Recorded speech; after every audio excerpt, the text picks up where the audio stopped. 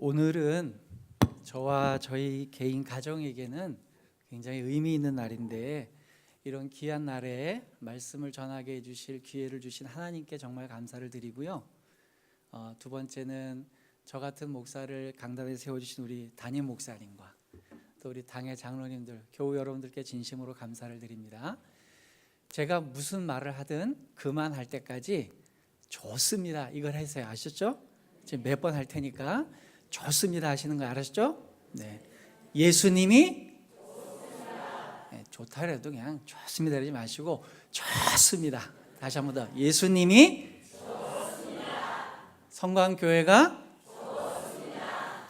담임 목사님이 좋습니다. 우리 장로님들이 좋습니다. 우리 권사님들이 좋습니다. 우리 집사님들이 좋습니다. 제천이 우리 모두가 좋습니다. 그만하세요 이제.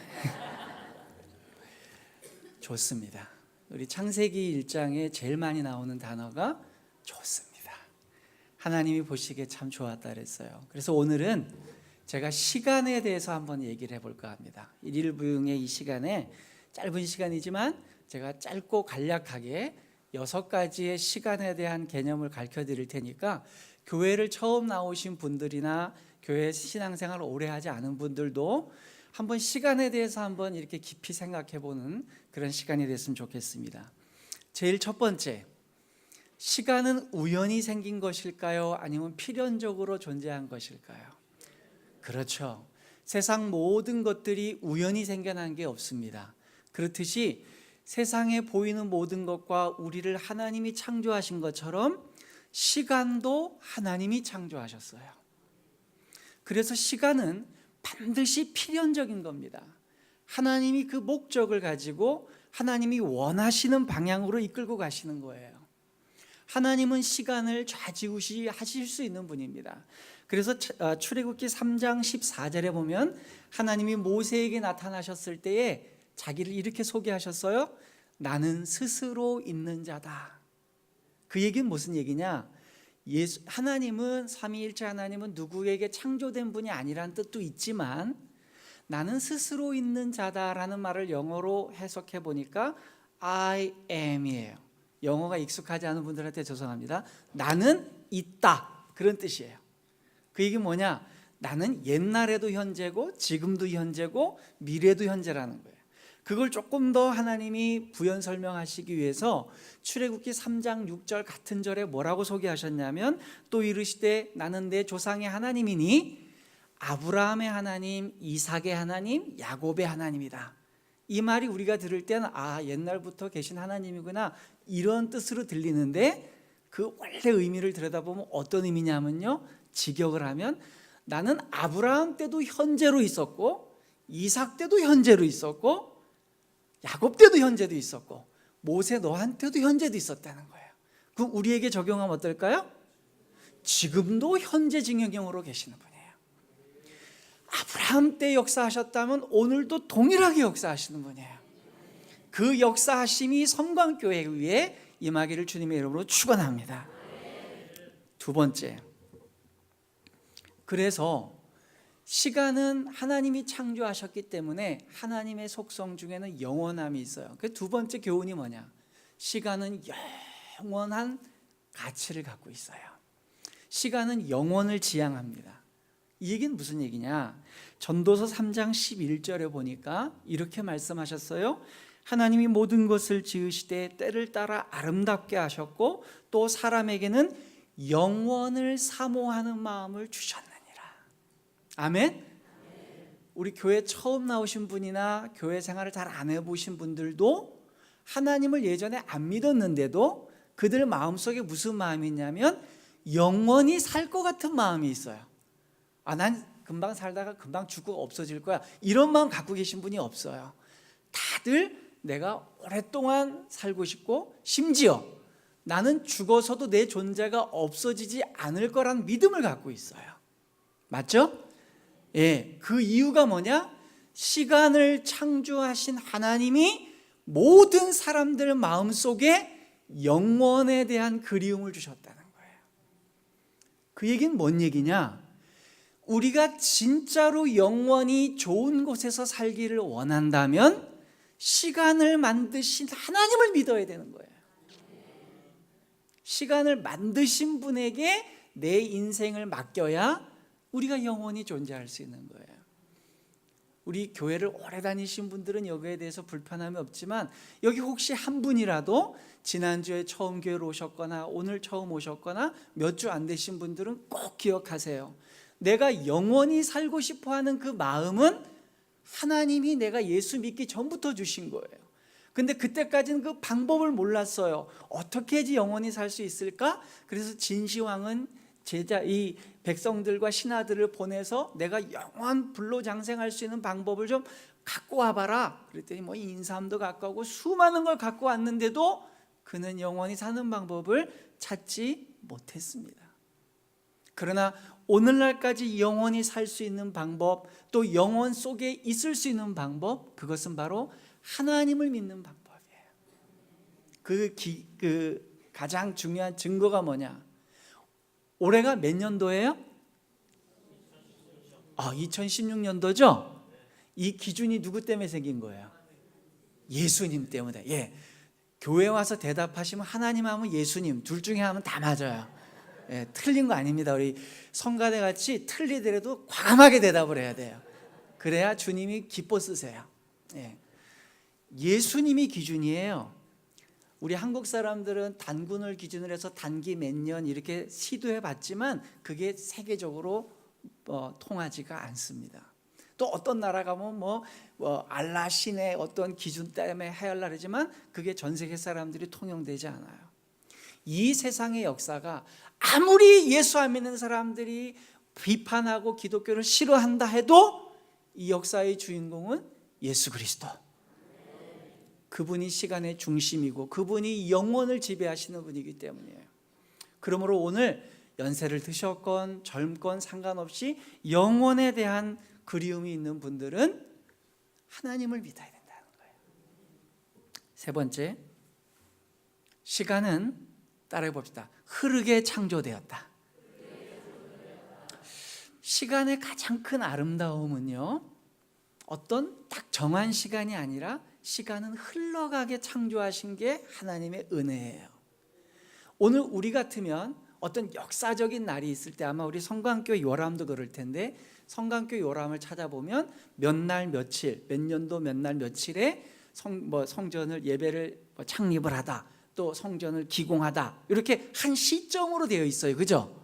그러니까 오늘 하나님도 만약에 우리 인간처럼 표현하시면 내가 하늘을 만들고 둘째 날이다 이러면 끝나는데 주님이 뭐라고 얘기를 하셨냐면 저녁이 되고 아침이 되니 둘째 날이라, 저녁이 되고 아침이 되니 첫째 날이라. 어느 시점을 정하지 않고 흘러가는 시간을 얘기하셨어요. 이게 뭔 얘기를 하는 거냐? 여기 있는 모든 분들이 꼭 기억하셔야 될 건 시간은 흘러갈 때 멋있는 거예요. 왜 이 얘기를 하느냐? 예수 믿는 사람들을 만나보면 안 믿는 사람하고 똑같은 얘기할 때가 있는데 뭐냐면 그때가 좋았어, 이런 분들이 있어요. 그때가 좋았어. 그때는 지나간 거예요. 그리고 요즘 특히 여성분들 안티에이징이라는 말 아세요? 화장품에 안티에이징이 있대요. 영어로 뭔 뜻인가 하니까 시간이 안 가게 하는 거예요. 그래서 이 화장품을 바르면 젊어집니다. 왜 거꾸로 가려고 그래요? 젊어질 필요 없어요. 주름이 있으면 주름이 있는 채로, 머리가 희면 흰 채로. 우리 안 장로님 머리 허여시니까 너무 신령해 보이고 좋아요. 예, 백발은 노인의 영양이라 했어요. 얼마나 좋아요. 허했어 그렇게 할 필요 없어요. 시간은 흘러갈 때 의미가 있는 거예요. 시간이 가는구나. 그것을 즐길 수 있는 사람이 하나님이 쓰시는 일꾼이 되는 거예요. 야, 내가 왕년에는 말이야 됐어요, 그만해. 예, 그 옛날 거는 그만하면 돼요. 우리 목사님 소개하신 것처럼 저도 성강교회 개척 멤버입니다. 비록 7살 때 개척을 시작했지만 그러나 그때는 그때고 지금 현재 흘러가고 있는 지금 현재가 중요한 거예요. 미래지향적인 거를 또 우리 사회에서는 좋아해요. 그래서 미래지향적인 사람이 좋다. 성경은 그렇지도 않아요. 성경이 더 엄밀하게 보면 미래지향적인 게 아니라 오늘 중요한 거예요. 오늘이. 오늘이 중요한 거예요. 예수님이 뭐라 그러셨어요? 내일을 염려하지 마라. 한날의 괴로움은 오늘 족하다. 오늘 최선을 다해야 돼요. 옛날에 열심을 했던 사람도 오늘 최선을 다해야 되고, 내가 다음에 기회가 되면 잘해야지. 아니요, 오늘 잘해야 다음에 기회가 있는 거예요. 네 번째, 제가 오늘 제일 강조하고 싶은 것 중에 하나예요. 저녁도 하나님이 창조하신 시간입니다. 따라해 봅시다. 저녁도 하나님의 창조물이다. 오늘 읽지 않았습니다만 1장 5절에 보니까 하나님이 빛을 낮이라 부르시고 어둠을 밤이라 부르시니라. 저녁이 되고 아침이 되니 이는 첫째 날이니라. 우리가 흔히 잘못 생각하는 게 저녁은 하나님이 안 만든 시간이라고 생각해요. 저녁은 하나님이 만드신 시간이에요. 하나님이 만드신 저녁이 얼마나 아름다웠을까? 저는 그렇게 생각해 봅니다. 개인의 호불호에 따라 아침을 좋아하는 분이 있고 저녁을 좋아하는 분이 계세요. 그죠? 조금 밝아올 때가 좋은 분이냐면 어두울 때가 좋아하시는 분이 계세요. 여러분, 우리가 집중하는 것도 달라요. 만만하니까 김종필 장로님, 김춘자 권사님을 제가 이렇게 예화로 들겠습니다. 김춘자 권사님은 집중을 하잖아요. 그러면은 아주 사슴 같은 눈망울로 그냥 빨려들같이 이렇게 쳐다봅니다. 그래, 목사님 말씀하세요. 이래요. 예쁘게 보이려고. 김종필 장로님은 한 입을 덮고 자는데 정반대예요. 진짜 중요한 얘기를 하면 어떻게 하는지 눈을 감으세요. 제가 아버님이 제 설교를 되게 좋아하는데 집에서 명절에 설교를 해도 항상 눈을 감고 계세요. 이러고 계세요.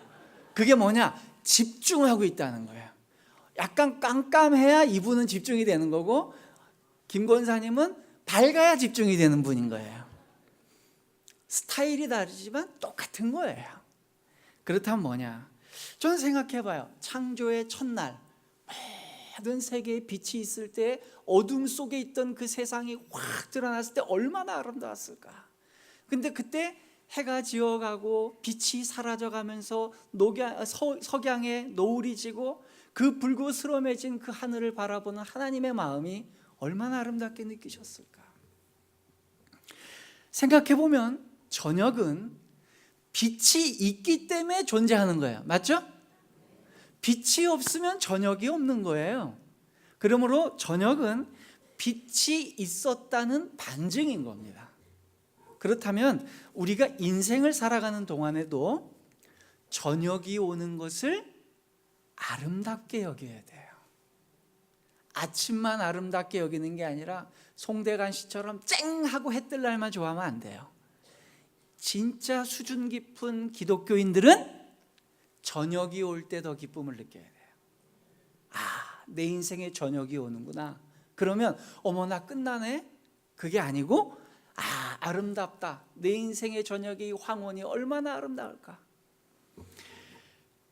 저녁에 대한 편견을 버리시기 바랍니다.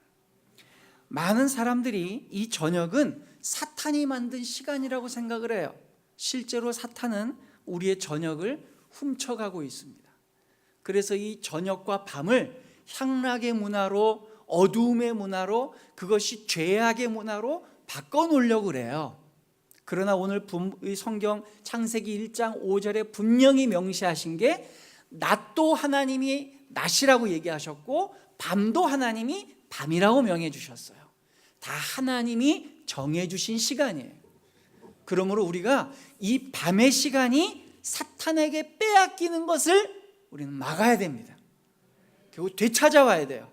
심지어 요즘은 과거에는 어둡고 밤에 행하던 악행들을 낮에도 행하려고 하고 있어요. 이 사탄이 도적질해 가고 있는 이 시간들을 하나님 앞에서 우리가 성실하게 지켜가야 됩니다. 그래서 우리 기독교인들은 정말 인생의 저녁을 아름답게 여기셔야 돼요. 얘야, 하나님이래요. 밤에는 우리가 이제 인생의 저녁이 왔어. 내가 이제는 좀 퇴물이 되나 봐. 내가 지금 뒷칸으로 물러나는 것 같아. 그럴 때 주님이 이렇게 얘기해요. 얘야, 저녁도 내가 창조한 날이야. 저녁을 최선을 다해서 하나님 앞에서 살도록 노력해야 돼. 그래서 다섯 번째, 재밌는 건 뭐냐? 하나님께서 낮과 밤을 교차하게 만드셨다는 거예요. 자, 네 번째 교훈이 저녁이 하나님이 창조하셨다는 것이라고 얘기했다면, 다섯 번째는 조금 더 심화에 들어가서 낮과 밤이 어떻게 된다고요? 교차하게. 저는 참 이게 신비한 것 같아요.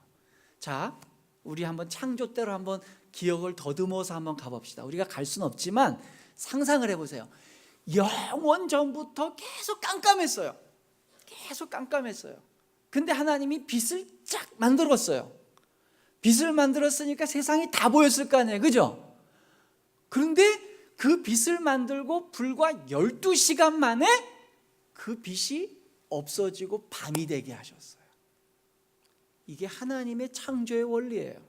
제가 여러분들 느낌이 안 올 테니까 조금 더 쉽게 얘기를 해볼게요. 여기 태어날 때부터 소경되신 분이 계세요. 이분은 한 번도 사물을 보신 적이 없어요. 근데 하나님의 기적과 같은 은혜로 이분이 눈을 떴어요.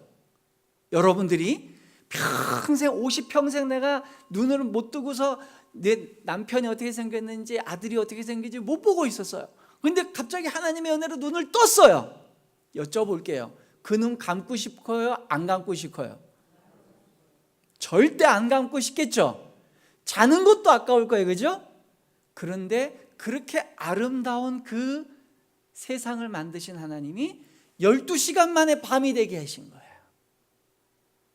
그게 창조의 원리예요. 이 얘기 무슨 얘기냐? 영원히 낮만 있는 것도 아니고 영원히 밤만 지속되는 게 아니라는 겁니다. 우리가 알아야 될 게 뭐냐면 저녁이 있으면 낮이 있어야 되고 낮이 있으면 저녁이 있어야 돼요. 그러면 저녁이 해야 될 일이 뭐냐? 그럼 저녁에 뭐 해야 돼요? 쉬어야죠.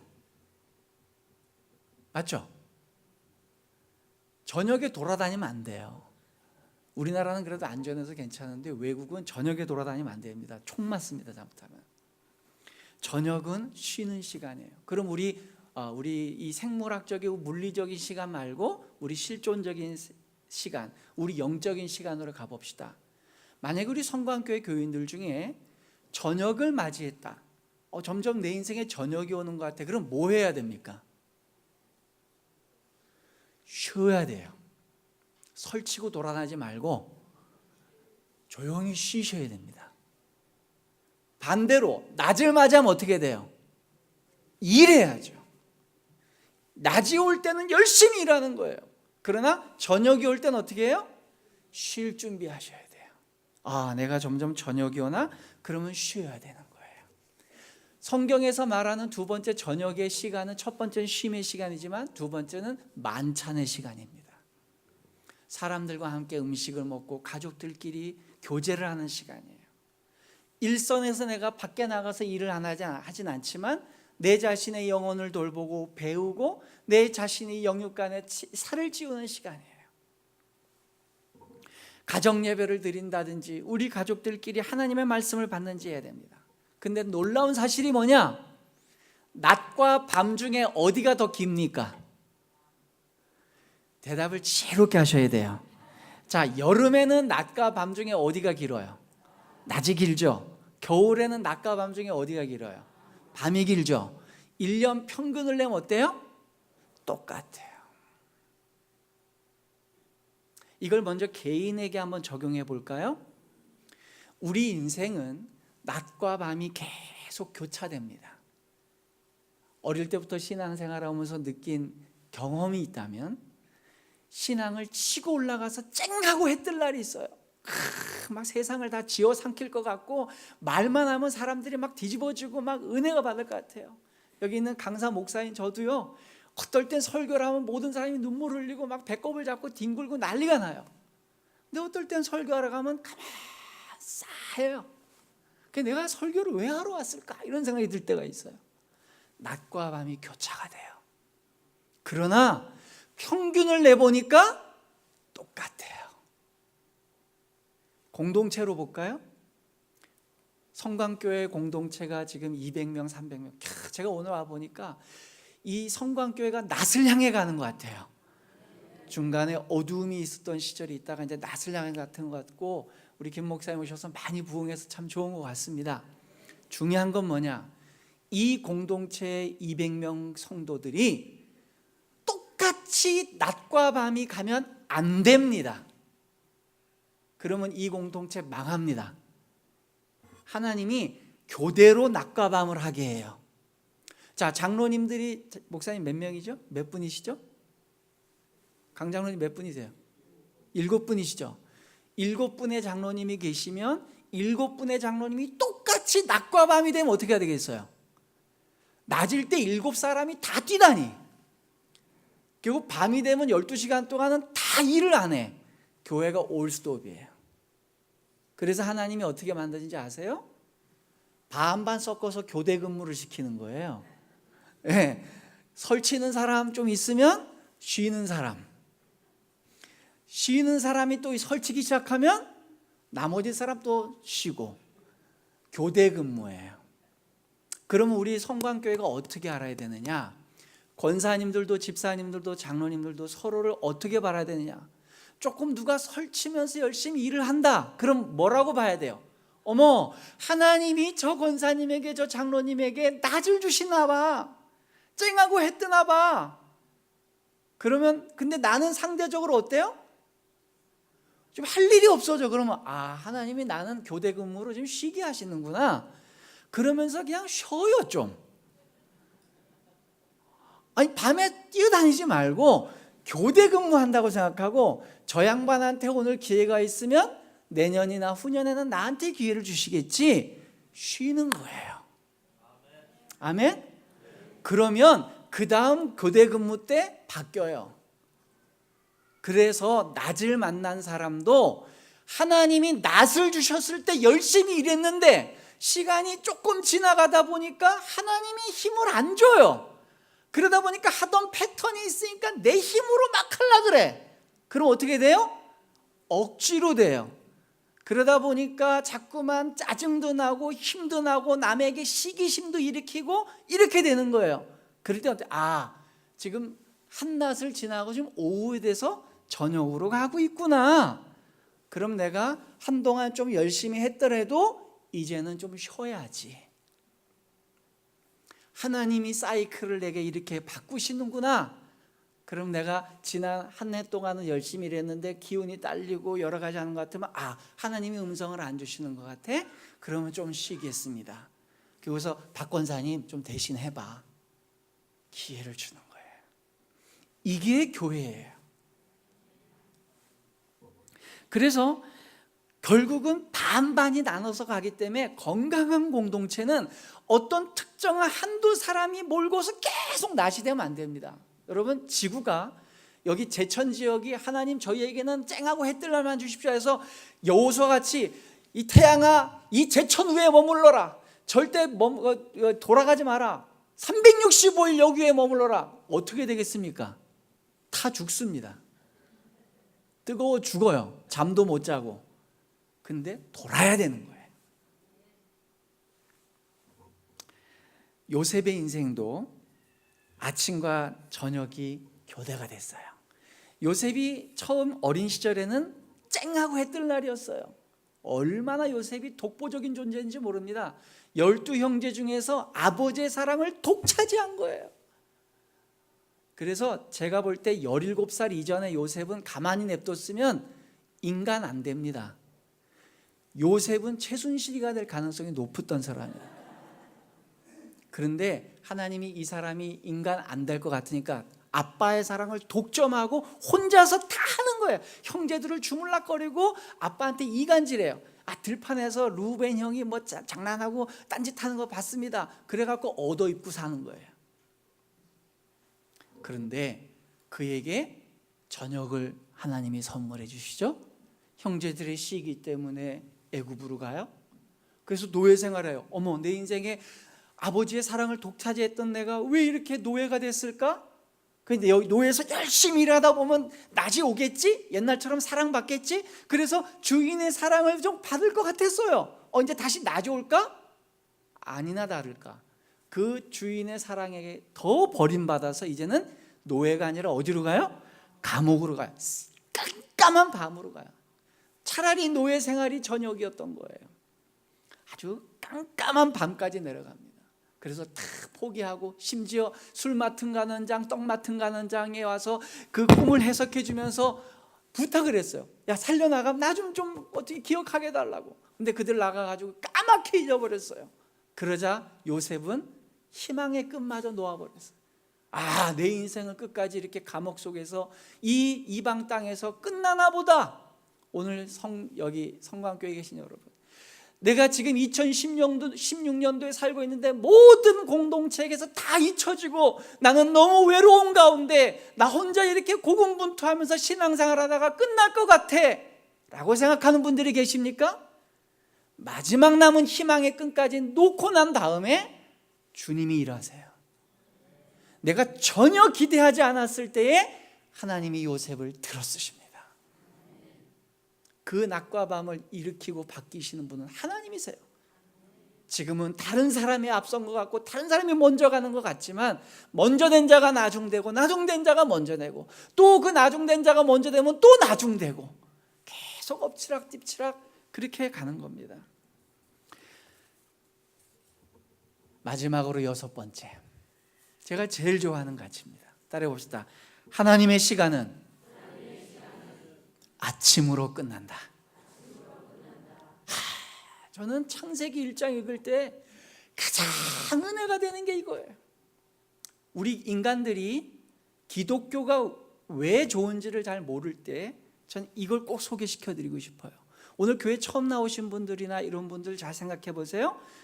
심지어 예수 믿는 사람조차도 시간의 순서를 어떻게 생각하고 있냐면요, 시간은 아침으로 시작해서 낮이 되고 저녁이 되고 밤이 되면 끝난다고 생각해요. 실제로 그렇죠. 우리나라 지금 시기에 계산하는 거 보면 자정 0시부터 시작해가지고 쭉 돌아서 12시 지나가서 13시, 1시, 2시 하다가 24시 밤에 끝나요. 그죠? 그러니까 인간 사회에서는 시간을 계산할 때 밤부터 밤이에요. 근데 하나님은 언제부터 시작하셨느냐? 아침부터 아침으로 끝나요. 이유가 뭔지 아세요? 깜깜할 때 빛이 딱 생겼어요. 제일 먼저 빛이 처음 들어온 때가 언제입니까? 아침이에요. 아침으로 시작했으니까 카운트다운으로 언제 되냐? 그 다음날 아침이 돼야 비로소 첫째 날이 되는 거예요. 그래서 히브리인들의 계산법은 아침부터 아침까지예요. 여러분, 이 얘기는 무슨 얘기냐? 실존적으로도 마찬가지예요. 예수 안 믿는 사람들의 가치관, 하나님을 모르는 사람들의 가치관은 어디에 포커스가 되냐? 저녁이 오고 슬슬 어둠이 오면 뭘 직감해요? 끝났다, 이제 내 인생에 다시 빛은 안 온다. 그래서 조바심이 느껴지는 거예요. 점점 어둠이 오고 저녁이 되고 내가 일선에서 물러나고 다른 사람들보다 내가 좀 뒤처지기 시작하고 사람들의 관심 밖으로 가 있으면 무슨 생각이 드냐? 이대로 잊혀지고 끝날 것이다. 그렇지 않습니다. 성경의 모든 역사는 그렇게 깊은 밤을 지나고 난 다음에 그가 해같이 밝은 아침을 맞이하고 끝났어요. 예를 들어 볼까요? 아까 제가 예를 들었던 요셉이 어떻습니까? 요셉이 아침으로 시작했죠? 환한 아침으로 시작했다가 저녁, 노예 생활에 저녁이 오고 그 감옥 깊은 곳에서 밤 같은 시간을 보냈습니다. 근데 그가 바로 왕의 부름을 받고 딱 일어나와서 아침 얘기로 끝나요. 그죠? 그리고 갑자기 요셉 얘기가 끝나버려요. 이 사람이 이 일을 하면서 이 애굽을 먹여 살리고 자기의 70여 명이 되는 야곱의 족속, 자기 아버지 족속들을 다 먹여 살린 이후에 갑자기 그가 장례받는 얘기 끝나고 끝나버려요. 아침의 얘기로 끝나는 거예요. 심지어 예수님의 얘기도 가만히 보세요. 예수님의 일생에 대해서 증언하는 성경이 4개의 복음서예요. 그죠?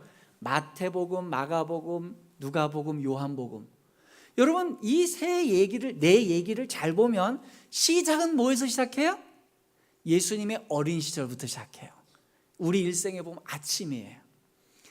아침에 많은 목자들과 동방박사들과 천군 천사의 환영을 받으면서 이분이 태어나요. 근데 이분의 인생이 점점 어디로 갑니까? 아침에 그 밝은 환영을 받고 자라면서 이제 낯을 향해 가요. 사람들에게 질병을 치유해 주니까 사람들이 막 벌떼와 같이 몰려들어요. 무리들이 옹이해서 예수님이 갈 수가 없을 정도로 많은 사람이 5,000명, 7,000명이 막 몰려듭니다. 쨍하고 해 뜰 날이 돼요? 그럼 주님이 그 해 뜰 날을 계속 이어가냐? 아니에요. 사람들이 거반 모이고 제자들이 어느 정도 훈련되니까 가이사랴 빌립보 때부터 주님이 서서히 저녁을 준비합니다. 얘들아, 나는 이렇게 사람들의 환영을 받으면서 쨍하고 해 뜰 날로 계속 살 사람이 아니란다. 나는 제사장들에게 잡히고 내가 십자가에 고난을 받을 거다. 그랬더니 귀신같이 그때부터 사람들이 절반이나 물러가고 사람들이 따라온 사람들이 없어지기 시작해요. 점점 예수님의 인생에 어두운 그림자가 드리우기 시작합니다. 심지어 자기의 가장 믿어서 돈깨를 맡았던 가룟 유다까지 예수님을 배신합니다. 그리고 예수님은 결정기에 저녁을 향해 가요. 겟세마네 동산의 그 밤 이야기가 무대도 밤이지만 실제 예수님의 인생에도 밤이 되는 거예요. 내가 이 십자가를 꼭 져야 되겠습니까? 아버지 제발 이거 안 줬으면 좋겠습니다. 내가 이렇게 깊은 밤 가운데 꼭 가야 되겠습니까? 그 밤을 홀딱 세우고 예수님은 깊은 밤 속에 들어갑니다.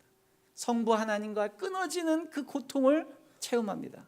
근데 4개의 복음서가 공통적으로 끝나는 마지막 장이 뭔지 아십니까? 부활의 아침이에요. 부활하고 난 다음에 또 뭐 이렇게 구구절절 얘기한 게 아니라 딱 어디서 갑자기 딱 끝나냐면 십자가 얘기하고 3일 후에 부활한 다음에 제자들 찾아서 내가 부활했다. 나에게 부활의 영광이 있다. 내가 이 아침으로 인생 끝난다. 그리고 복음서 딱 끝나요. 여러분, 오늘 이게 나이 많으신 원로 장로님들이나 또 우리 권사님들, 연세가 좀 있으신 어르신들, 희망을 가지십시오. 하나님은 아침으로 여러분들을 초대하실 겁니다. 여러분 인생이 절대로 저녁이 되고 밤이 되고 모든 사람들이 모르는 곳에서 끝나지 않습니다. 하나님은 반드시 부활의 아침으로 우리를 초대하실 줄 믿습니다. 그래서 기독교가 좋은 거예요. 어두운 데 처박히고 한번 잊혀지면 다시 회복이 안 되고 그렇지 않아요.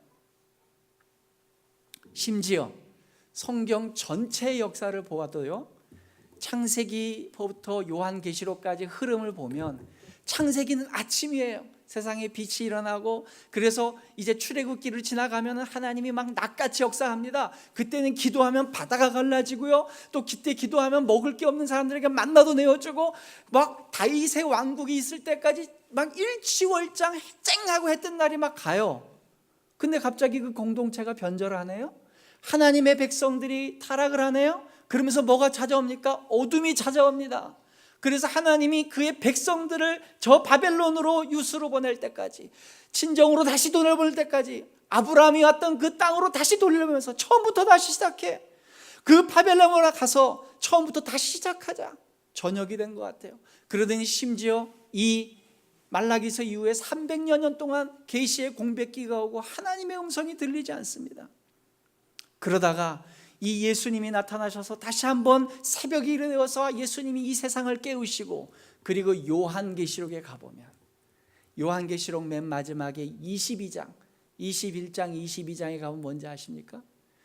예수 그리스도께서 다시 오셔서 우리에게 부활의 몸을 입히시고 새 하늘과 새 땅을 열어주시는 아침 얘기로 끝나는 거예요. 그게 복음입니다. 그러므로 우리 기독교가 힘을 갖고 일해야 될 일이 뭡니까? 여러분, 우리는 희망을 향해 가고 아침을 향해 가야 돼요. 오히려 내가 다른 사람보다 지금 어둡고 저녁이 된 것 같다면 스스로 어떻게 여기셔야 되냐면, 아하, 나는 지금 까불고 돌아다니는 사람보다 진도가 더 빠르구나. 할렐루야. 지금 막 설치고 막 뭘 해. 그러면 너는 이제 그걸 하고 있구나. 나는 지인작에 그거 과목 다 띄고 이제 주님의 영광의 아침 맞을 준비하고 있단다. 그렇게 봐야 돼요.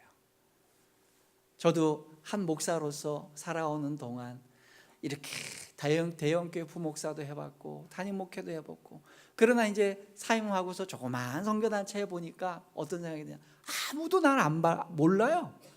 불러주는 사람이 없을 것 같아요. 근데 이 시간 동안에 하나님과의 더 깊은 교제가 이루어져요.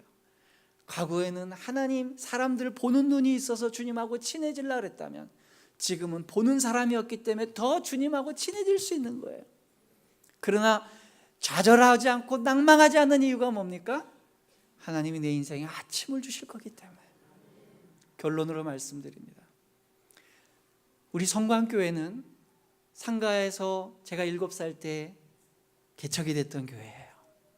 김성경 목사님과 시작해서 그렇게 시작해서 왔습니다. 중간에 쨍하고 해뜰 날도 있었어요. 그러나 또 저녁 같고 칠흑같이 어두웠던 밤도 있습니다. 여러분, 우리가 꼭 기억해야 될 게 뭐냐? 제가 오늘 웬만하면 제 얘기 안 하려고 했는데 한 가지만 하겠습니다. 제가 담임으로 갔을 때에 제일 먼저 한 게 뭔지 아세요?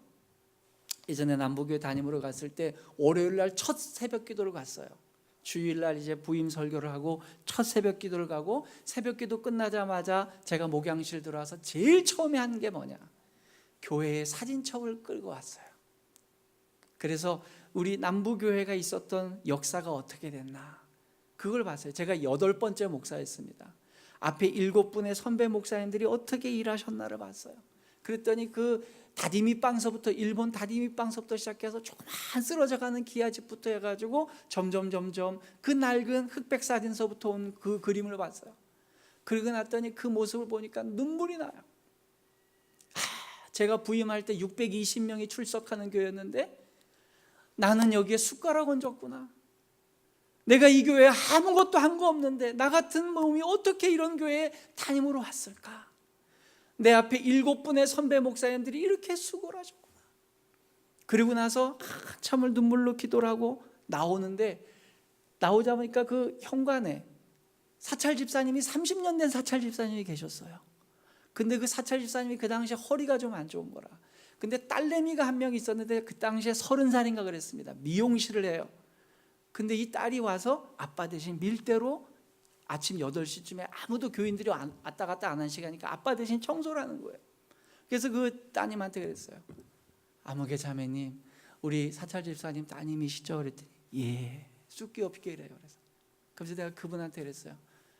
아무개 자매님, 여기 돌멩이 하나, 여기 바닥 하나, 30년 동안 아버지의 손때가 묻었다, 그죠? 아버지가 쓸고 닦던 이곳에 저 같은 젊은 목사가 처음 왔습니다. 정말 송구스럽고 그동안 수고하신 거 아깝지 않게 목회하겠습니다. 그래서 둘이서 막 울었어요. 제가 무슨 말씀 드리려고 했는지 아십니까? 성광교회는 하나님의 교회입니다. 이 교회에 서로 교대하면서 서로가 서로의 침을 줘야 돼요. 제가 감히 창립 멤버로서 여러분들한테 부탁을 드립니다. 우리 주의자, 이름이 갑자기 민관 집사 맞아. 지금 지휘 얼마나 잘해요. 이 친구가 지휘하기 전까지 얼마나 많은 지휘자가 있는지 아세요? 우리 경신이 형님 어디가? 저는 경신이 형님 지휘하는 거를 잊지를 못해요. 제가 고등학교 때부터 앞에서 지휘하는 거 봤는데 그 모습이 너무 지금도 그리워요. 열정적으로 했어요. 수많은 사람들이 이 지휘를 했고 수많은 성기도들이 이 교회를 이어왔습니다. 그래서 서로가 서로를 바라볼 때 적대시 바라보지 마세요. 우리는 모두 다 하나님의 백성입니다. 어떤 사람은 비록 지금 낮을 만나고 어떤 사람은 비록 지금 저녁을 만났을지 몰라도 우리는 교대 근무하는 중이지 서로가 서로의 적이 아니에요. 누가 조금 열심히 하는 것 같으면 격려해 주세요. 그래, 내가 요새는 기력이 없고 밤을 맞아서 나한테 훈련 못하지만 당신이 열심히 해. 우리 권사님 더 열심히 해. 나에게도 기회가 오면 내가 그때 할게. 나는 지금 열심히 쉬고 충전해서 하나님이 다시 기회 주실 때 그때 내가 바톤 터치할게. 할렐루야. 저는 그런 교회가 되길 바랍니다. 저는 우리 김정일 목사님도 이 교회에 불러주신 타이밍이 주의 은혜라고 생각해요. 충북 동로에 내 많은 장로님들이 저에게 전화를 해요. 참 좋은 목사님 오셔서 파이팅 있게 한다. 그러나 이분의 또 장단점이 있겠죠. 그것들을 다 보지 마시고 좋은 쪽으로 우리 김 목사님 밝게 일할 수 있도록 여러분들이 또 힘을 내 주셔야 될 줄 믿습니다. 그래서 우리 모두 다 부활의 아침에 한 사람도 나가움 없이 주님 앞에 서시는 여러분들 되길 주님의 이름으로 축원합니다.